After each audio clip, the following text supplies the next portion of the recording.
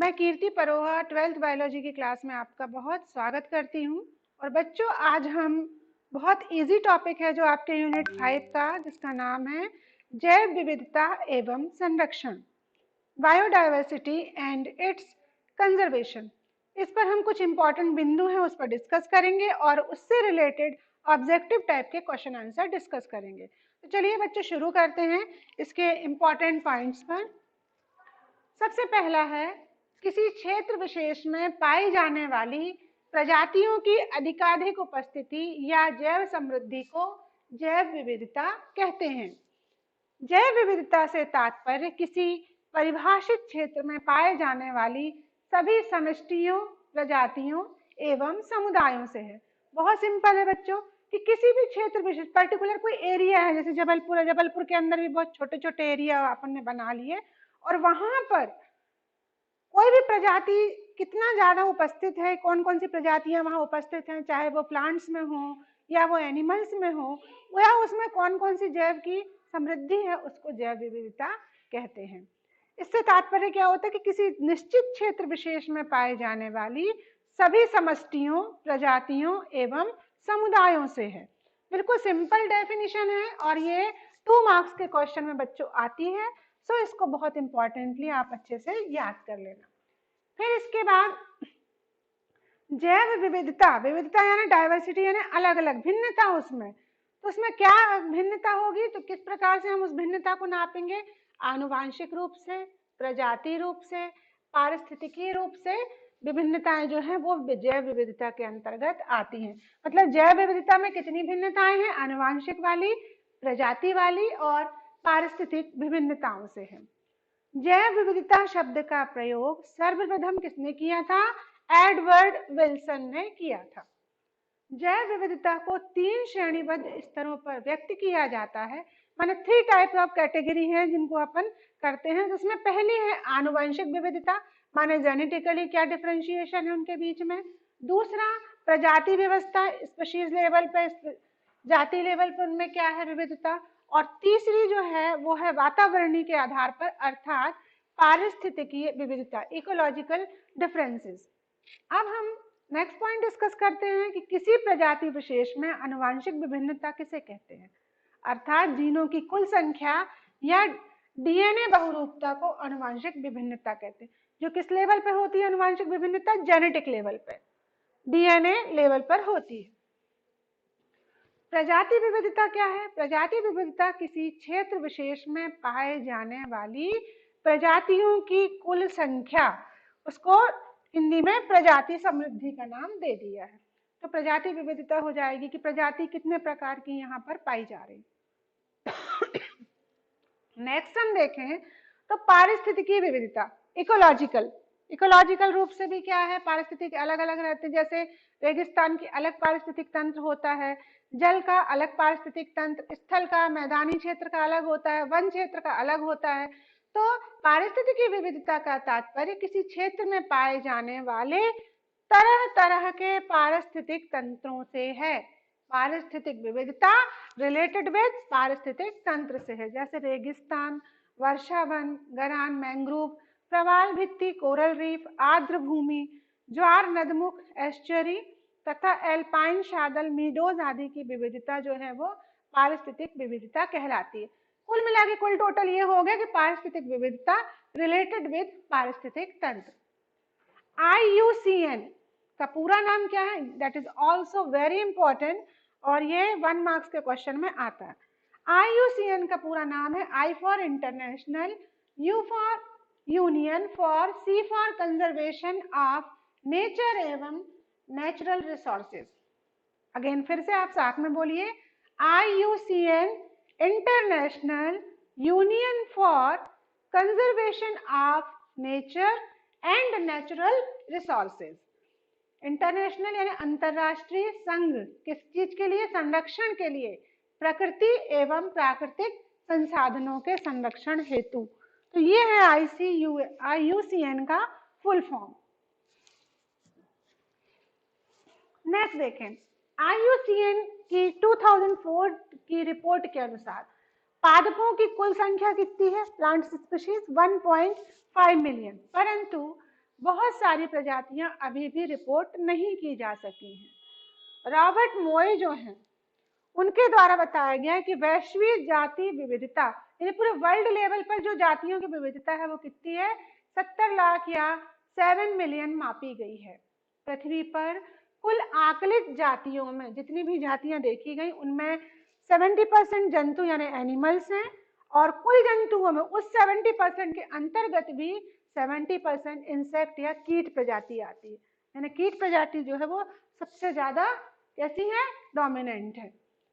भारत का भूमि क्षेत्र विश्व का कितना है, 2.4%। पूरे वर्ल्ड लेवल पर यदि हम भारत के भूमि क्षेत्र की बात करें तो वो कितना जाता है, 2.4%, जबकि यहाँ पर जाति विविधता कितनी है, 8.1%। विश्व के 12 महाविविध केंद्रों में भारत भी एक है, दैट इज मोर इम्पोर्टेंट, ये आपको याद रखना।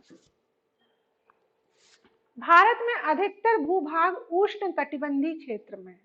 यहाँ 1200 से अधिक पक्षियों की जातियां। दक्षिणी अमेरिका के अमेजन उष्ण कटिबंधीय वर्षा वनों की जो जैव विविधता है वो पृथ्वी पर सर्वाधिक है। मतलब इस क्षेत्र में अमेजन का जो उष्ण कटिबंधीय वर्षा वन का जो क्षेत्र है वहां पर जो बायोडाइवर्सिटी है वो पूरे वर्ल्ड लेवल पर सबसे ज्यादा है।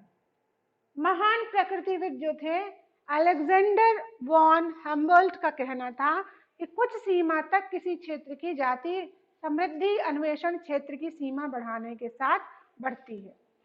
डेविड टिलमैन के अनुसार अधिक जैव विविधता वाले क्षेत्रों में साल दर साल कुल जैव भार में कम विभिन्नता देखी जाती है। उनके अनुसार विविधता में वृद्धि के अनुसार उत्पादकता बढ़ती है। IUCN की लाल सूची 2004 के अनुसार, रेड डाटा बुक के अनुसार, विश्व की कुल नई विलुप्त जातियों में प्रमुख हैं कौन कौन सी जातियां विलुप्त हो रही हैं, उसमें है मॉरिशस की डोडो, अफ्रीका की क्वेगा, ऑस्ट्रेलिया की थाईलैसिन, रूस की स्टेलर समुद्री गाय एवं बाली, जावा तथा कैस्पियन की बाघ की 3 उपजातियां, ये कैसी हैं, विलुप्त जातियों में प्रमुख हैं। ये थोड़ा थ्योरेटिकल है बच्चों, लेकिन ये थोड़ा अपन को याद करना है और ध्यान रखना है क्योंकि इससे क्वेश्चन फ्रेम हो सकते हैं। जैव विविधता की क्षति, अगर जैव विविधता जहाँ की बहुत ज्यादा है और उसमें यदि कमी आ रही तो उसके कारण क्या है, आवासीय क्षति एवं विखंडन, मतलब उन लोगों को उनके आवास ना मिल पाना, जीवों का अतिदोहन, जरूरत से ज्यादा किसी चीज को लेना। जैसे मान लीजिए कुछ जातियां हैं जो साल के वृक्षों पर रहती हैं, अब अगर साल के वृक्ष ही काट दी जाए तो उससे रिलेटेड जो जातियां जो जीव जंतु उस पर रह रहे हैं वो क्या मिलेंगे, नहीं मिलेंगे, क्योंकि उनका आवास खत्म हो चुका है। विदेशी जातियों का आक्रमण, कुछ फॉरेन इन्वेडर स्पीशीज आती है उनके कारण, सह विलुप्तता आदि। अमेजन वन पृथ्वी के वायुमंडल को लगभग 20% ऑक्सीजन प्रकाश संश्लेषण द्वारा प्रदान करते हैं। इन्हें पृथ्वी का फेफड़ा भी कहते हैं, lungs of the earth, that is also more important. Lungs of the earth या पृथ्वी का फेफड़ा किसे कहते हैं, अमेजन वन को, क्योंकि ये पृथ्वी के वायुमंडल को कितने % ऑक्सीजन देते हैं, फोटोसिंथेसिस के द्वारा 20%। अब हॉटस्पॉट, जैव विविधता हॉटस्पॉट वे क्षेत्र होते हैं जहां पर जाति समृद्धि बहुत अधिक होती है, उच्च स्थानिकता होती है, ये अधिकतम सुरक्षा दिए जाने वाले क्षेत्र हैं। आज कुल 34 जैव विविधता हॉटस्पॉट हैं जो संसार के केवल 2% क्षेत्रफल में है। भारत में 14 जीवमंडल संरक्षित क्षेत्र है, बायोस्फीयर रिजर्व, 90 राष्ट्रीय उद्यान तथा 448 वन्य जीव अभ्यारण्य, वाइल्ड लाइफ सेंचुरी है। इनका उद्देश्य किसी जंतु का संरक्षण, उनके प्राकृतिक आवास को संरक्षित रखना है। इस संरक्षण की विधि को स्वस्थाने इन सीटू संरक्षण कहते हैं। ये पॉइंट भी बहुत इंपॉर्टेंट है, आपको अच्छे से याद रखना। बाह्य स्थाने एक्स सीटू संरक्षण के अंतर्गत संकटोत्पन्न पादपों, मतलब जो कैसे हैं, डेंजर में है, पादप प्लांट्स की जो जातियां, उनके प्राकृतिक आवास से अलग कर एक विशेष स्थान पर उनकी अच्छी देखभाल की जाती है। जंतु उद्यान, वनस्पति उद्यान तथा जीव सफारी पार्कों का उद्देश्य बाह्य स्थानीय संरक्षण। ये इंपॉर्टेंट है कि बाह्य स्थानीय संरक्षण में कौन कौन आता है, तो जंतु उद्यान, जीव सफारी वनस्पति उद्यान ये बाह्य स्थान संरक्षण में यानी XC2 कंजर्वेशन के अंतर्गत आते हैं। 1992 में रियो डी जेनेरियो ब्राजील में जो है उसमें पृथ्वी सम्मेलन हुआ, किस पर? जैव विविधता पर, अर्थ समिट हुआ, जिसमें लगभग सभी राष्ट्रों से आह्वान किया गया कि वे जैव विविधता एवं संरक्षण के लिए आवश्यक कदम उठाएं। तो बच्चों ये थे इंपॉर्टेंट पॉइंट्स, और अब हम डिस्कस करेंगे इससे रिलेटेड ऑब्जेक्टिव टाइप के क्वेश्चन आंसर। पहला, भारत में सर्वाधिक जैव विविधता पाई जाती है। शांत घाटी। हॉट स्पॉट से तात्पर्य है जैव विविधता के संवेदनशील क्षेत्र, जहां पर हम जैव विविधता से संबंधित प्रजातियों को संरक्षित करने का कार्य करते हैं। लाल आंकड़ा बुक, रेड डाटा बुक प्रकाशित करने वाला संगठन है IUCN, बताया था अभी आप लोगों को हमने। भारत की लुप्त प्राय प्रजातियां निम्न में से है। Cannabis sativa. विश्व स्तर पर कितने हॉटस्पॉट चिन्हित किए हैं? अभी हमने समझा था 34।